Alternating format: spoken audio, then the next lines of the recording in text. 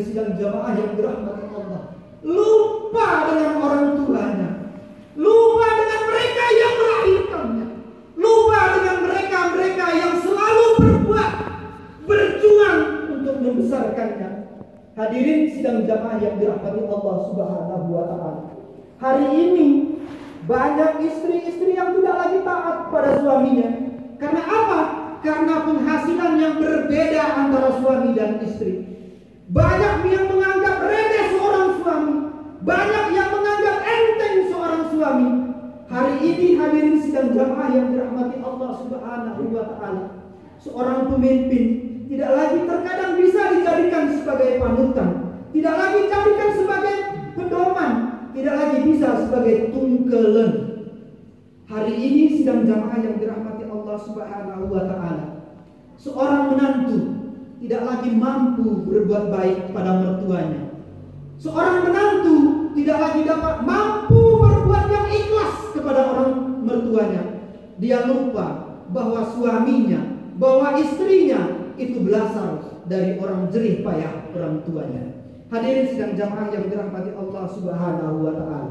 Kenapa ini bisa terjadi? Seorang menantu berseberangan dengan mertuanya karena kebiasaan yang berbeda, tidak mampu menyesuaikan diri dengan lingkungan sebelumnya. Hadirin sidang jamaah yang dirahmati Allah Subhanahu wa taala. Mari kita jadikan Ramadan sebagai cara untuk kita bermuhasabah diri. Allahu akbar, Allahu akbar, Allahu akbar, walillahil hamd. Yang ketiga, langkah untuk menjaga keistiqamahan kepada Allah Subhanahu wa taala adalah beramal rutin walaupun sedikit. Ada tipikal orang yang ketika dia beramal banyak tetapi terputus, banyak tetapi hanya sesaat. Ini adalah tipikal amal yang tidak disukai oleh Allah Subhanahu wa taala. Allah menginginkan kita beramal sedikit sesuai dengan kemampuan kita, namun kontinu dan ajak. Arti ajak adalah tetap selalu berbuat baik. Inilah amal-amalan yang sebaik-baik amalan. Sebagaimana di dalam sebuah Ibnu Taimiyah rahimahullah berkata, "Wa ma la yakunu lahu la yanfa'u wa la yadumu." Segala sesuatu yang tidak didasari dengan keikhlasan pasti tidak bermanfaat dan tidak akan kekal. Hadirin sidang jamaah yang dirahmati Allah Subhanahu wa taala. Di dalam hadis yang lain, amalan yang paling dicintai oleh Allah taala adalah amalan yang kontinu walaupun sedikit. Inilah yang mesti kita jadikan. Inilah yang mesti kita gunakan. Inilah yang mesti kita biasakan dalam hidup kita. Beramal rutin walaupun sedikit. Yang keempat, hadirin sidang jamaah yang dirahmati Allah, langkah yang mesti kita tempuh adalah rajin bermuhasabah diri. Tanya pada diri kita, apakah sudah banyak kebaikan yang kita lakukan? Apakah lebih banyak kejelekan selama hidup kita yang kita perbuat? Ini menjadi barometer bagi kita. Apakah kita akan selamat hidup di dunia pun juga selamat hidup di akhirat kelak. Hadirin sidang jamaah yang dirahmati Allah, kalau kita selalu bermuhasabah diri, kita akan selalu waspada dan mawas diri terhadap apa yang kita perbuat selama hidup di dunia ini.